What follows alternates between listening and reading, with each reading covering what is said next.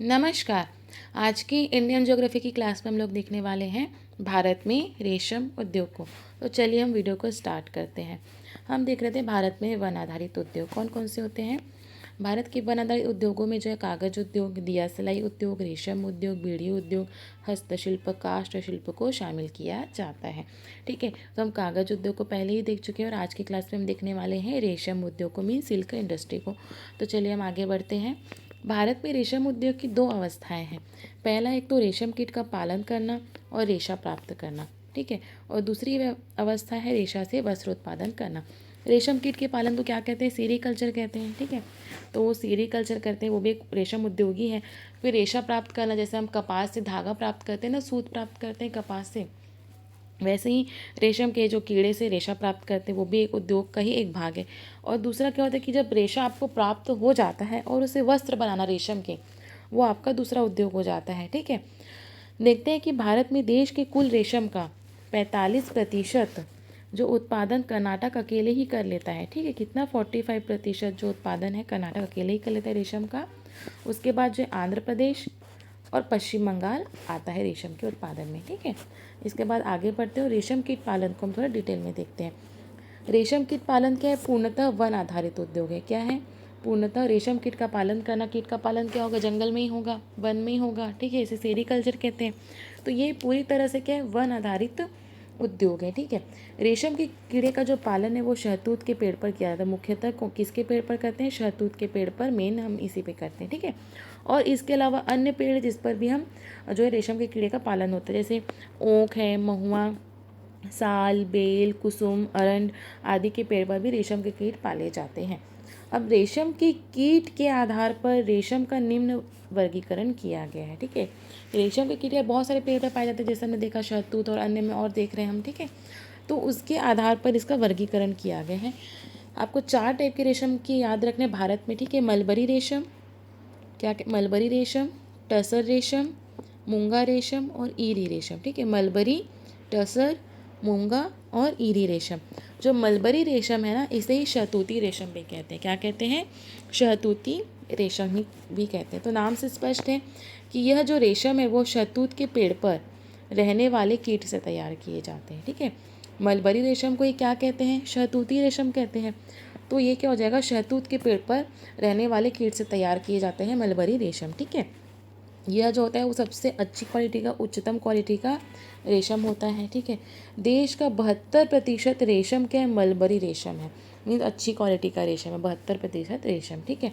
इसका जो उत्पादन है मुख्यतः कहाँ का होता है? कर्नाटक तो 45% करता ही ओवरऑल, लेकिन मलबरी रेशम का भी सर्वाधिक उत्पादन कहाँ पर होता है? कर्नाटक में होता है। फिर पश्चिम बंगाल है और आपका जम्मू कश्मीर भी है, असम है। तो इन 4 जगहों पर मलबरी रेशम का उत्पादन होता है।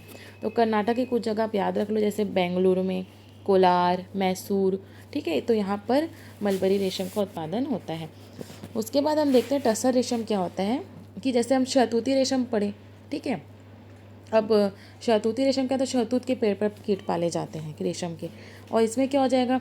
जो अन्य हमने पेड़ के नाम देखे थे ना, जैसे पलाश, कुसुम, महुआ, साल, अर्जुन आदि के पेड़ पर रहने वाले कीट से तैयार किया गया रेशम होता है कौन सा? टसर रेशम, ठीक है।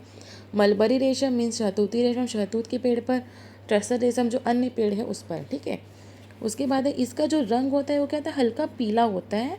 और ये शहतूती जो रेशम होता है, ठीक है, उसकी तुलना में ये कम अच्छा होता है। शहतूती रेशम की तुलना में ये मीन्स मलबरी रेशम की तुलना में कम अच्छा होता है। कौन सा? टसर रेशम। टसर रेशम हेतु जो है भागलपुर प्रसिद्ध है।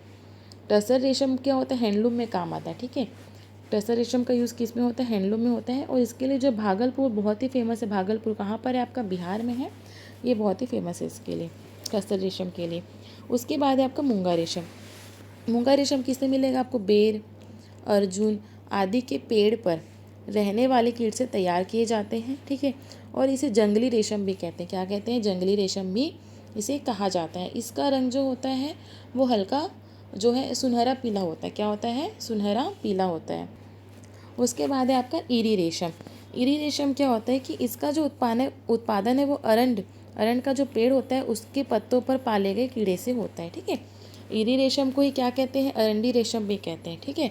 इरी रेशम को क्या कहते हैं? अरंडी रेशम कहते हैं। और इसका उत्पादन जो है अरंड के पत्तों पर ही पाले गए कीड़े से होता है। जैसे शहतूती रेशम को शहतूत के पेड़ पर पाला जाता है कीड़े का, है ना, उसके कीड़े को शहतूत के पेड़ पर पाला जाता है। वैसे इरी रेशम प्राप्त करने के लिए जो रेशम का जो कीड़ा होता है वो उसको अरंड के पत्तों पर, मीन्स अरंडी रेशम को क्या कहते हैं? इरी रेशम कहते हैं। ठीक है, तो इसका उत्पादन अरंड के पत्तों पर पाले गए कीड़े से होता है। यह निम्न कोटि का रेशम होता है। क्या होता है? निम्न कोटि का रेशम होता है।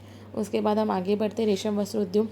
रेशम वस्त्र उद्योग जो है यह जो है अप्रत्यक्ष रूप से वन आधारित उद्योग है। क्या है?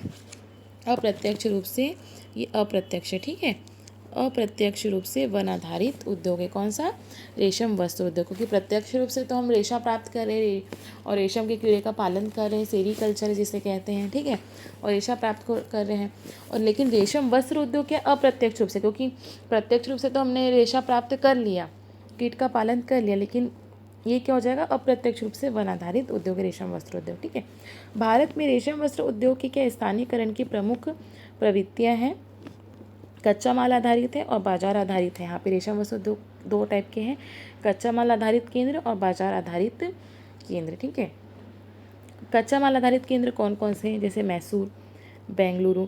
कर्नाटक में आपने देखा कि रेशम का उत्पादन सर्वाधिक होता है, मीन्स वहाँ पे इसके पेड़ ज़्यादा होंगे।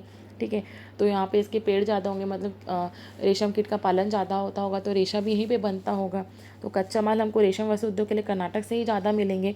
तो कच्चा माल आधारित केंद्र प्रमुख कौन सा हो जाएगा? मैसूर और बेंगलुरु। ये कहाँ पर है? कर्नाटक में। कोयम्बटूर आपको याद रखना तमिलनाडु का, श्रीनगर जम्मू कश्मीर। ठीक है, तो ये आपको याद रखना है कच्चा माल आधारित। बाजार आधारित मीन्स क्या हो जाएगा कि बाजार आधारित जहाँ पे अच्छा बाजार उपलब्ध हो और ये जो रेशम के वस्त्र वहाँ पे मतलब इजीली, मतलब उसका जो है उपयोग करने वाले पे वहाँ पे बहुत लोग हो, उसकी मांग वहाँ पर ज़्यादा हो, तो ये हो जाते हैं आपके बाजार आधारित केंद्र। तो ये है आपका वाराणसी।